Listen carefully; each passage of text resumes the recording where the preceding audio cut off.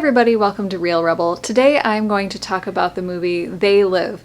Now They Live came out in 1988 and it starred Roddy Piper, who was a professional wrestler, and Keith David, who I think to me was probably most notably also in John Carpenter's The Thing. Now John Carpenter also did this movie They Live. John Carpenter also did Halloween, lots of great movies. And this is actually a requested movie. Someone asked me to review They Live, and I asked her, what was it about this movie that you really enjoyed? And she said that it's her favorite cult classic movie. And she finds it to be an eerie reflection of society and more true every day. And I think the only other time I've seen this movie is actually with this person. So it was a great great treat to watch it again. This is the DVD. I checked it out from the library, and they've got a really neat system for checking out books and movies from the library. Is basically you pull up to a spot, you call the little number, and then they come out with like this black bag and they've got gloves on and stuff. You pop open the trunk of your car and they toss the movie in and say have a great day, and you drive off with They Live. So basically, just to give you an idea of what this movie is about, Roddy Piper, who's actually really good in this movie. Both Roddy and Keith David are wonderful in this movie. And I don't know how much experience Roddy had. I don't know how much experience Roddy Piper had with acting, but he's great in it. And he's basically this drifter who comes from Colorado, and he finds his way into Los Angeles, and he's looking for work. He ends up at a construction site. He's a big guy, and so he gets a job there. And Keith David's character kind of takes him under his wing a little bit and says, "Hey, I've got a place where you can stay, where you can get some food and a place to sleep." And it's basically just it's a lot that has tents and other homeless people who are living there. And so he does that, and he's grateful. Then there's this church across the street, and Roddy is curious about this church because he hears this preacher talking, and he's talking very, very interesting ideas of what's going on in the world. And so Roddy actually his name is never said in the movie. His character's name is Nada, but you don't even hear it in the movie, so that's why I'm having a little bit of trouble recalling his name, because he doesn't really have one. But he finds his way going into this church just out of curiosity, and he finds that there's no choir singing in this church that you can hear from the outside. It's they're just playing speakers of people singing, and there's a group of people in there, and they're talking about something. They're talking about what's actually going on in the world, and from that location they're broadcasting to all the TVs that they're controlling your minds, and you got to wake up and everything. And so Roddy, he's interested, and he sees this box of sunglasses, and he's like, okay, that's weird.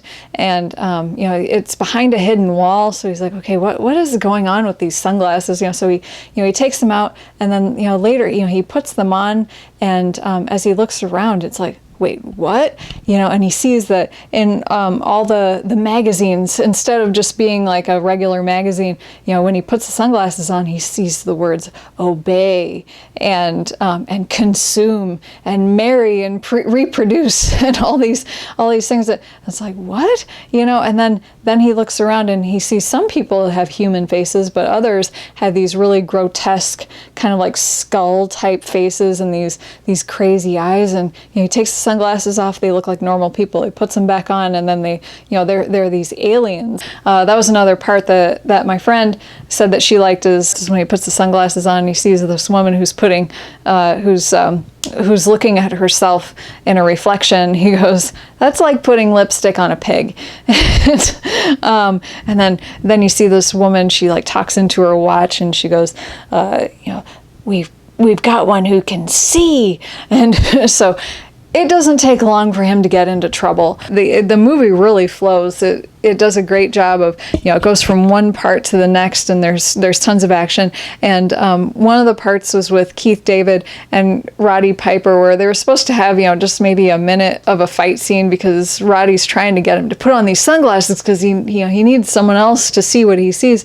And the other guy, he's refusing to do it. And so they ended up actually having like a real fight, and the fight goes on for about 5 or 6 minutes, and everything is all real except, shots to the groin, and I think the punches to the face maybe are not real, but like everything else, it's all like an actual physical brawl, which is pretty funny, especially him being this big pro wrestler. One of my favorite lines was when Keith David said, maybe they love seeing us kill each other off. Because these aliens are here, and they talk about, like, why are they here? Why are they trying to control our minds?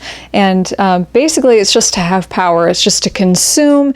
It's just to, use the humans as their own means to an end, and to, take over the planet, use it, and then when they're done with it, to go on to the next planet. And it's basically, there's really no other point other than that, is just to use Earth and to use its resources, and then to go on to the next thing.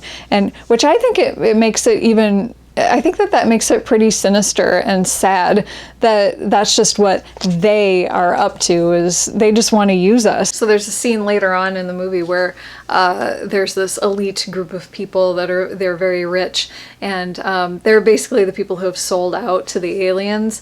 They're helping the aliens take over all the humans and do their mind control thing. And these people they're still human, and so when you have the sunglasses on, they just look like humans, but they're actually sellouts. And so I found that pretty amusing.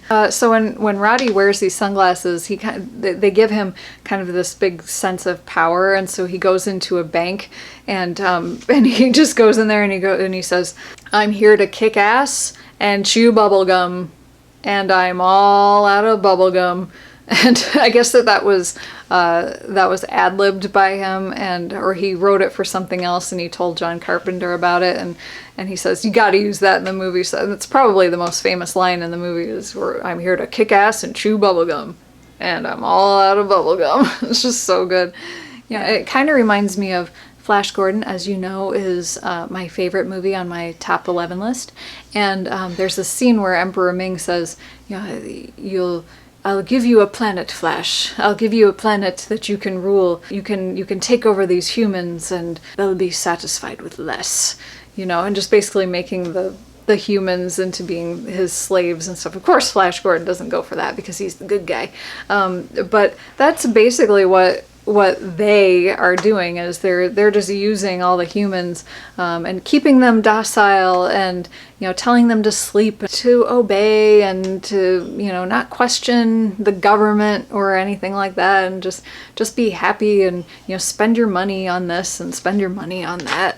And I think it really does reflect today's society with, in this movie it's with television sets and magazines, and where today it's just, it's these things, right?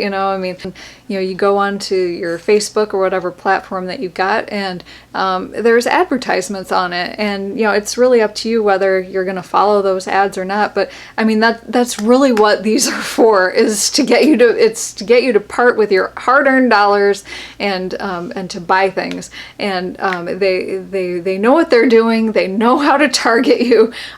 They go as far as listening to you. It's kind of scary how much They Live actually does reflect what's going on today. So a little spoiler alert, at the end of the movie, Roddy Piper sacrifices himself by destroying this signal that is making it so all the humans do not see these real aliens. It's allowing the aliens to just run around looking like everybody else. And so when he destroys that signal, now all the humans look around and they see all these grotesque things, and then they can see what is actually printed on the magazines, that says obey and all that. And then the movie ends, And I think that the point is to think, well, now what? Now what do we do with that information that this movie has just told us about, that we've been enlightened about? And I think I know the answer. And I think Dwight Schrute from The Office had a great idea when he was up on top of that building, and he just took his cell phone and just chucked it. And so yeah, I think that's what I'm gonna do. So I gotta rate the movie. So I'll give this movie 4 cat paws. Someone thought to ask me to review this movie. I think it has a great message. From the first time I saw it years ago with her, it's always stuck with me. And like there are little things where like you'll look at a magazine and be like, oh, obey and consume and reproduce. So it's like basically what these ads are trying to tell us what to do. This movie's message, I think, is to think for yourself and not fall into, just being, just following the herd. And so I gotta give it 4 cat paws. So thank you so much for watching. If you have any movies that you'd like me to review, please let me know, and I'll do it. So thank you so much for watching. Please hit the like button and subscribe if you haven't. And I will see you later. Bye.